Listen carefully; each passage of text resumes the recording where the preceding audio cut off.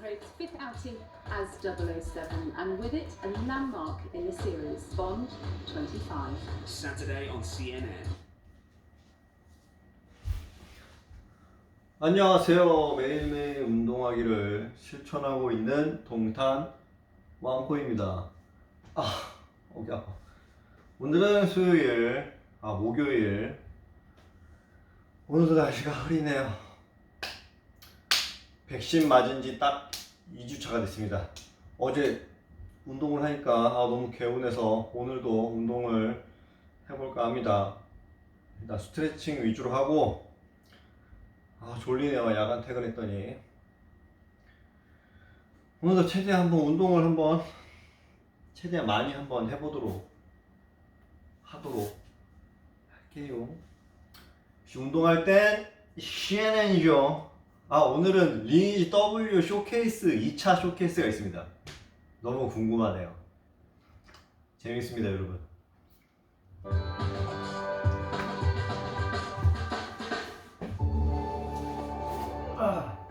Globalization is definitely a key strategy for the overall Alibaba Group. We are deploying our system in 15 countries already so that we can better serve our clients. In China last year, we generated more than 60 billion parcels a year, which represents 60% of the total packages generated in the whole world. The most important thing for the logistics in China is how to digitize all the basic elements of logistics. How we digitize each parcel, how to digitize each delivery person. So we give them a handheld device so that they can be assigned the task dynamically. We digitize every warehouse. And the most important thing behind that is we want to build an agile system.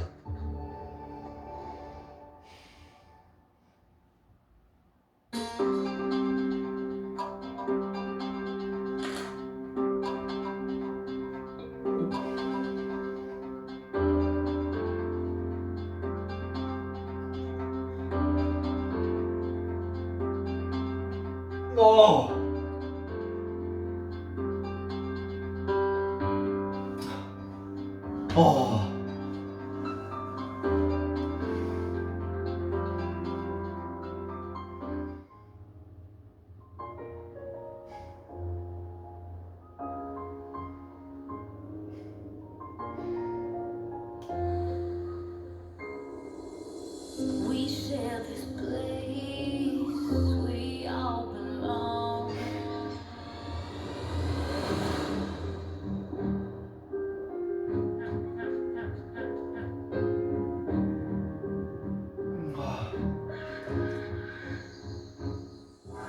We have chorus on this planet, so teaching something more than what we know. Give it water, give it sun, room to grow. I can see a better tomorrow. I can see a better tomorrow. There's two new pieces of breaking news tonight in the manhunt for Brian Laundrie. One concerns a phone he purchased after returning home to Florida from Wyoming, where his fiancée Gabby Petito was killed. The other involves surveillance video, which we just now learned is part of the investigation. Randy Kay tonight has the latest on both, and she joins us from Northport in Florida. So let's talk about this phone that Brian Laundrie purchased earlier this month. So Anderson, the family attorney is telling us that Brian Laundrie went to an AT&T store here in Northport, Florida on September 14th and bought a new phone. The attorney also says that Brian Laundrie left that phone behind when he disappeared, and it is now in the hands of the FBI. But the timing is curious. September 14th, that's the day the attorney says Brian Laundrie bought the phone. That's also the day that Brian Laundrie's parents say they saw him last, that he disappeared on that day without his phone and his wallet. And September 14th is also 5 days before Gabby Petito's remains were found in Wyoming. So while she was missing, he was apparently out buying a new phone. And if you look at some of the questions surrounding this, why would he buy a new phone and then disappear on that same day without it? And also, more importantly, where is his original phone? Where is that old phone? Did he leave it in Wyoming? Did he toss it? Did he lose it? Did he have it with him when he was driving back here to Florida? And even more importantly, what might have been on that original phone? We tried to ask the FBI some questions, but it's an ongoing investigation, so they can't comment, Anderson. And he only bought the one phone? That's all we know from his lawyer. That's Okay. that we don't know if he might have bought another phone another time in another area, but we only know the So one this phone information his just lawyer comes confirmed. from his attorney. So there's also some new information about surveillance video from the Laundrie family's camping trip earlier this month. Right, that same Laundrie family attorney told us that the whole family went camping on September 6th and 7th at Fort DeSoto Park, which is about an hour north of here. He said the whole family went to the campground and the whole family left the campground together. He didn't say whether or not they came home. That's not what he told CNN, just that they left together. Well, now we know that the Pinellas County Sheriff's Office has surveillance video of that campground at the time Oh. that the Laundrie family was there, and they have handed that Whoa. video over to the FBI as part of its active investigation. So we don't know what that video shows. We haven't seen it, but certainly you wonder, does it show the whole family arriving at the campground together, as the attorney said, and leaving together, as he said? And does it show Brian walking around? What was he doing there? Was he perhaps scouting the area for some reason? These are all questions that need to be answered, Anderson. Randy King, I appreciate it. Thanks. Lenny DePaul joins us now. He's the former commander of the U.S. Marshal Service Regional Fugitive Task Force from New York and New Jersey. Lenny, thanks so much for being with us. I'm wondering what you make of this news that Laundrie bought a phone at an AT&T store and then apparently left it behind. Well, good evening, Anderson. And I'd be quite shocked if he did not have a prepaid phone, a burner phone, a throwaway phone, whatever you want to call it. More importantly, and Randy had a good point there, how many phones did they purchase? He was seen on a video camera walking into the AT&T store in his hometown with his mother. And apparently when they executed the search warrant at his house, they found the one phone. Well, why was that phone there? Is that how he's going to stay with his mom and dad when he's on the run? A lot of unanswered questions, but very interesting. And we know, according to authorities, that the FBI is now running a targeted search based on what they say is intelligence. How likely, how are they likely piecing together all of this? I mean, the phone, the campground, the Mustang, and the reserve, not to mention Laundrie had a long time, a long time to basically plan and a head start on investigators. And perhaps the cooperation of other people. Absolutely, Anderson. I mean, right now they're chasing a ghost. Go back to choke points when you're chasing human beings, especially when human instincts turn into animal instincts, and that is apparently what's happening right now. He's on the run.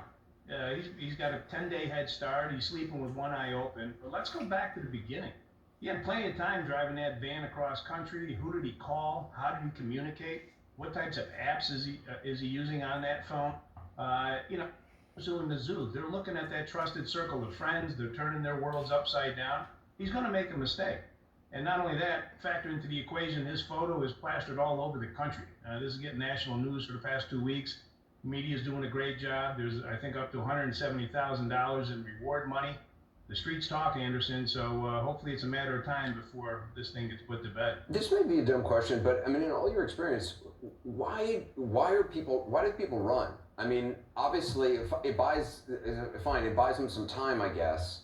But his as you say, his face is everywhere. People know who he is. Even if he can grow hair and wear glasses, he's going to be found. I don't understand the point of. Is it just, as you say, animal instinct?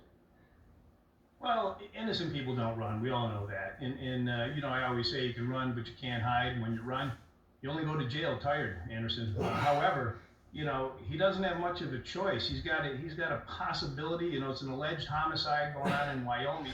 That's the death penalty out there. He may know that. I'm not sure what his attorney and what type of communication they're having, but that's cause for running as fast and as far as you can, I'm guessing. So, to answer your question, I hunted down violent felony fugitives for 3 decades, and I could give you probably 1,000 different answers to that question why they run. If he is alive, do you think he could have left the United States? Some people have said, well, it's easy to walk from the United States into Mexico. Does getting into Mexico really make much of a difference in terms of ability to track a person? anything's possible. You certainly don't want to rule anything out as a fugitive investigator. When you're putting that puzzle together and connecting the dots, you got to look at everything, all the tips that are coming in, the sightings that are going on. Could he have walked into Mexico? Could he be on a boat sitting off the coast of Cuba?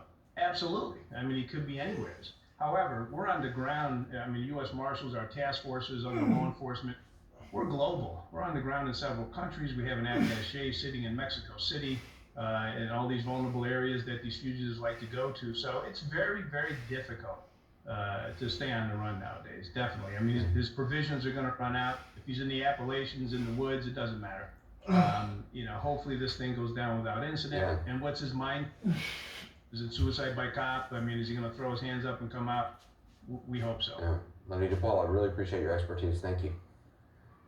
Coming up next, Liz Cheney used the testimony of a top U.S. general to criticize the conduct of her fellow Republicans toward that general. Some of them were sitting just feet away from her as she did it. At a moment, New York Times columnist Tom Friedman joins me, who recently spoke with the Wyoming Republican.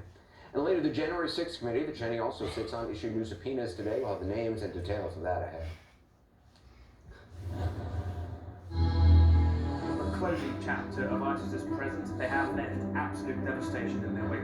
Extraordinary to stand exactly where ISIS may in fact have been plotting attacks against the West. This is the strange new world in Syria, the end game of the fight against ISIS. NATO ally facing NATO ally. We're heading now deep inside gang territory. This crisis all created by the bad policies of a government. This city almost constantly living with the threat of a Russian invasion. For World Sport, I'm Don Riddell. This is CNN. Business never sleeps. As the sun sets in Seoul and Shanghai, deals are signed in Dubai, and Europe is already in play. New York prepares to make its first move. I'm Julia Chatterley, journalist, global market analyst, and host of CNN's First Move. Join me in the financial capital of the world for market-moving perspective on the news influencing global politics, culture, and finance. I'll speak to newsmakers, risk takers, and the ultimate game changers. Bold moves, big deals, winning trades. It's all right here. Make CNN your first move. First Move with Julia Chatterley. Tonight on CNN.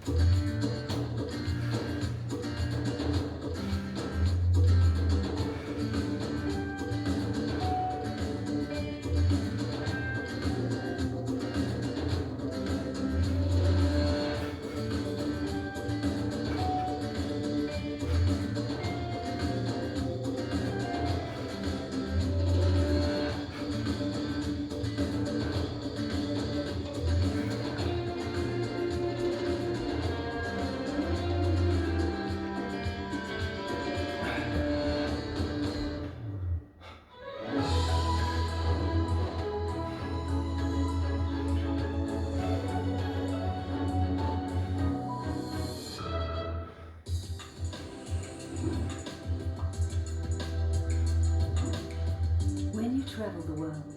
Make sure the world travels with you.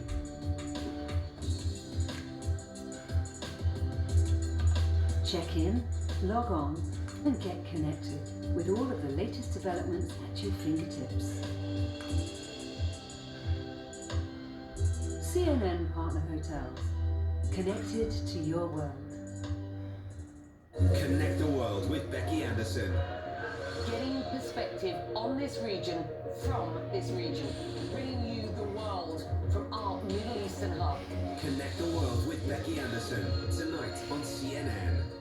There's something to be said today for having a news show that's a reliable appointment. What happened today? What does it matter to me? Every day we can guarantee that what's most important is going to be on the menu. That's the mission of Hologram tonight. I'm Clarissa Ward in Kabul, and this is CNN.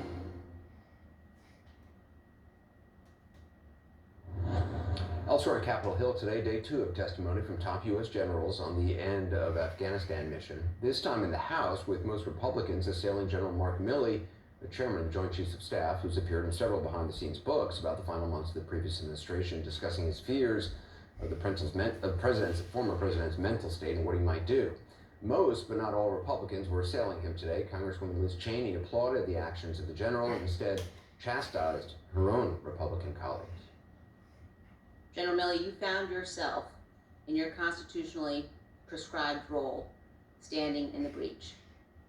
And for any member of this committee, for any American, to question your loyalty to our nation, to question your understanding of our Constitution, your loyalty to our Constitution, your recognition and understanding of the civilian chain of command is despicable.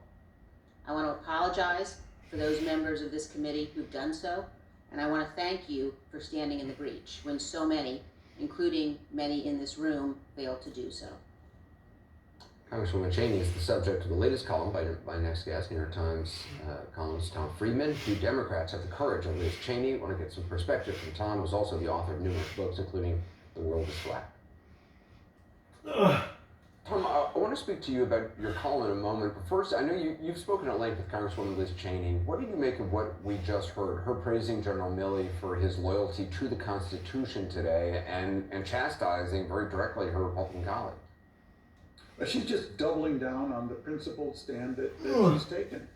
You know, Anderson, Congresswoman Cheney and I probably disagree about 90% of policies.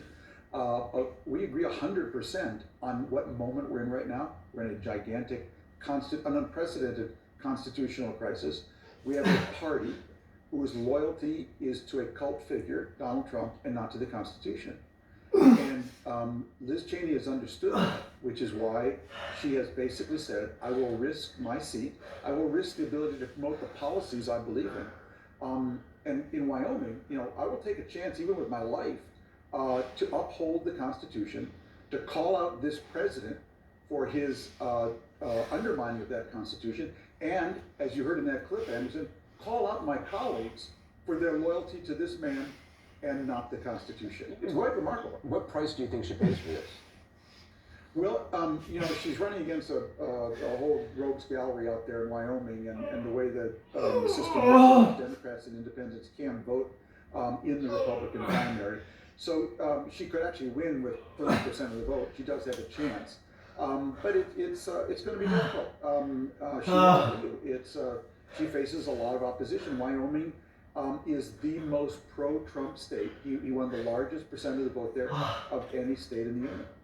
You know, it was interesting because she was sitting in back, I think it was sitting in front of her, bobbing up and down, was the former White House doctor, I believe that's who's now the congressman, who has completely just debased himself. I mean, I have respect for doctors, but this guy, it's extraordinary, just the crap that is coming out of Ronny Jackson's mouth these days. You know, Anderson, it's not just Ronny Jackson. I think what happened last week. You know, Arizona runs this ridiculous audit by this pro-Trump election auditing firm. They conclude after months that actually Joe Biden won a few more votes in Arizona than he was actually attributed to by the election, not Donald Trump. And the day after, or a few hours after, Trump orders Texas to audit the 5 biggest counties in the state, all where Biden won, their 2020 election, which Trump won by 5%. And the governor of Texas, Greg Abbott, does it immediately. Just jumps.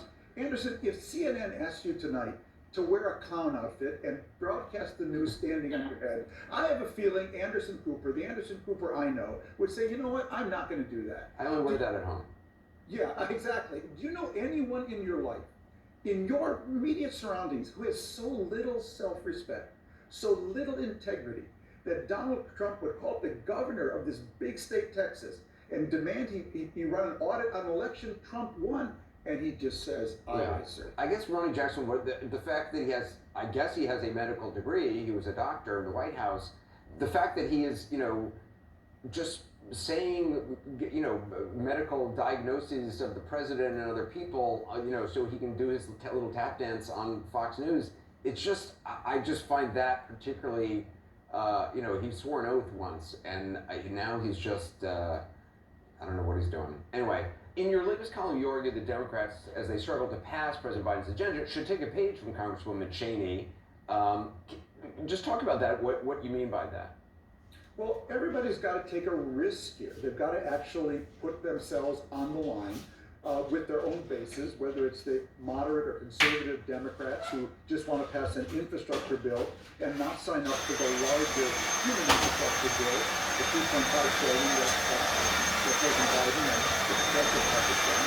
And the Progressive Party started working with in some its own ways, we're going to get some of this and not all of it. Because there's two challenges here. You face the challenge of obviously we need our infrastructure, we need our human infrastructure to build our middle-class citizens in this country. But we cannot, in my view, let this president fail. Because if this president fails, he is going to be ceding power to his party and will leave it unconnected from all of it, all the reporting of the last 2 weeks, his extension to March 18 last January 2nd.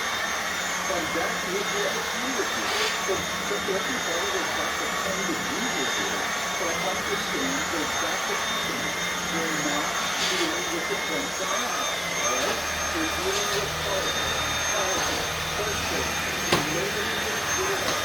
Everybody is going to not, everybody stand up and say they're going to release things and tell their constituencies about this much as they could now. We'll come back to more later and we'll reveal later because this will propel Biden forward, and if we don't, this will not propel Biden forward. This will going to a tailspin, and later will be too late. Later will be Donald Trump. The interesting thing about that, though, is if you come from the extreme of any party, if you come from the progressive extreme or conservative extreme, and you come up through the activist movement or through an ideological movement, and you find yourself in Congress, yes, Congress is all about, compromise, but if you compromise and you're one of those people who's on the fringes, on the extremes, then the people who once liked you will, they will eat you, they will destroy you and take you down because you have betrayed the cause as opposed to you have served the best interests of your constituents and the country. Well, maybe you have to do what Liz Cheney does in Wyoming and look people in the eye and tell them why they're wrong, even if they fundamentally disagree with you. And you do it risking your seat in Congress, all the policies you hope for, and maybe something even more. That's why I do that from Madison. Welcome to the NFL, all right? That's what you got to do today. And much more is at stake than your little policy or your little district. We are talking about the crown jewels of the United States. We're talking about the most sacred thing we have, Anderson, our ability to legally transfer power in a legitimate way. That is what is at stake here. Not a road, not a bridge, not your favorite policy. And everyone's got to suck it up and find a way to compromise. And if they can't explain that to their district, they don't belong in politics. Tom Friedman, I appreciate it. Thank you. Thanks, Anderson. Well, just to add more breaking news on Capitol Hill, new subpoenas from the House Select Committee investigating the Capitol attack. Those names when we return, plus word that a deal has been reached to fund the government.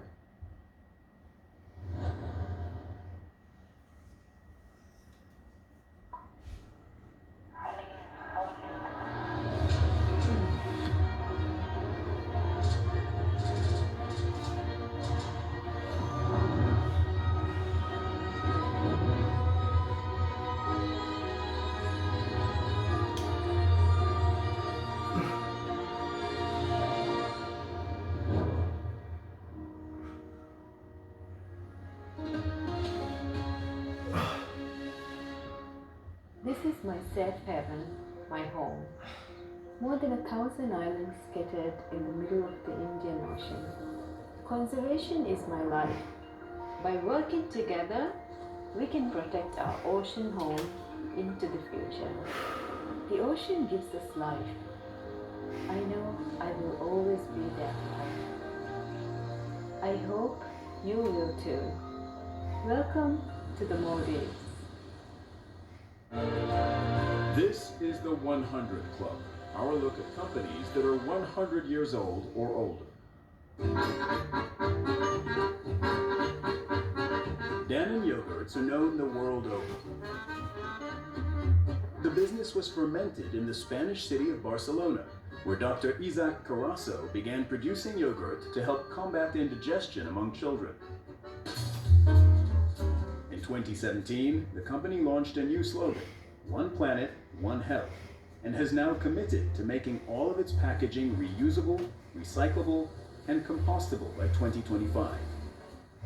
To mark its centenary, Dannon has allowed access to almost 2,000 of its yogurt strains to help scientific research into food and health benefits. I guess the essence of the story of Danone is entrepreneurship for health.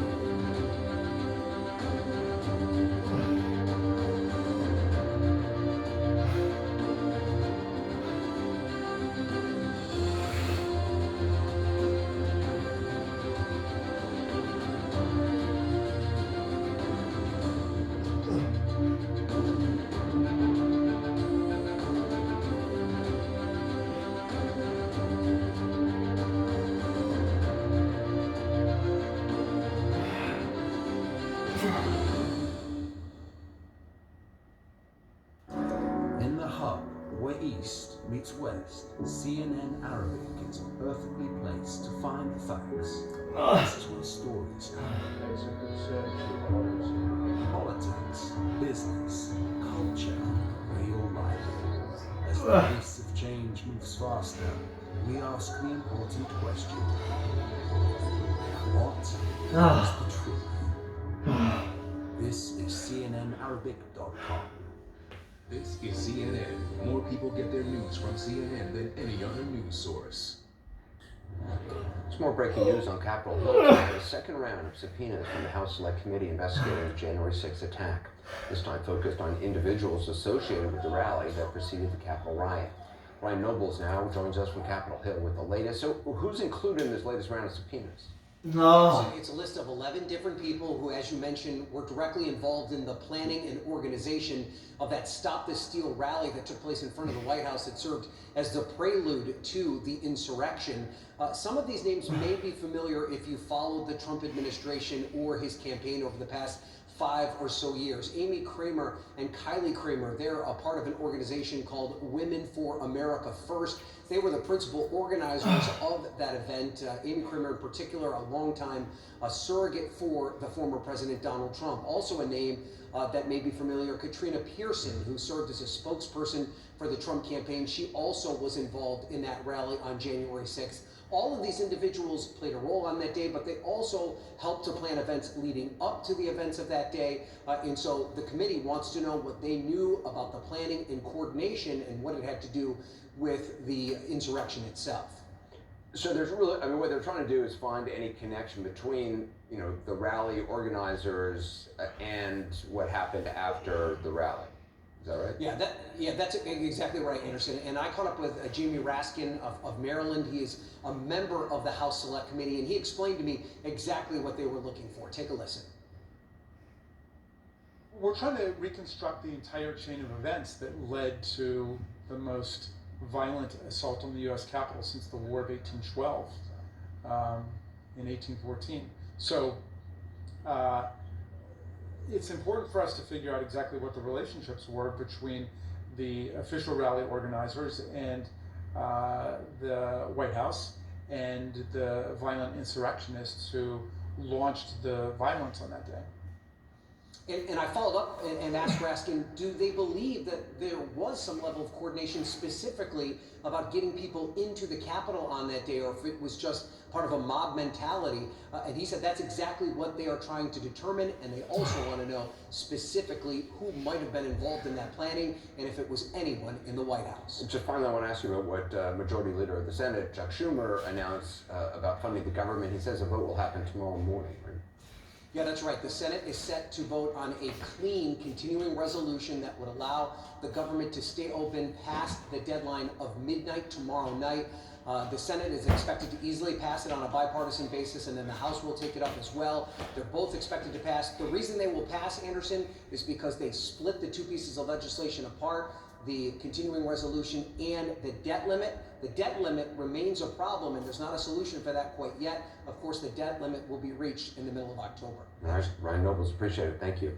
Up next, breaking news involving Britney Spears and her father, who's controlled the singer's life and money for more than a decade.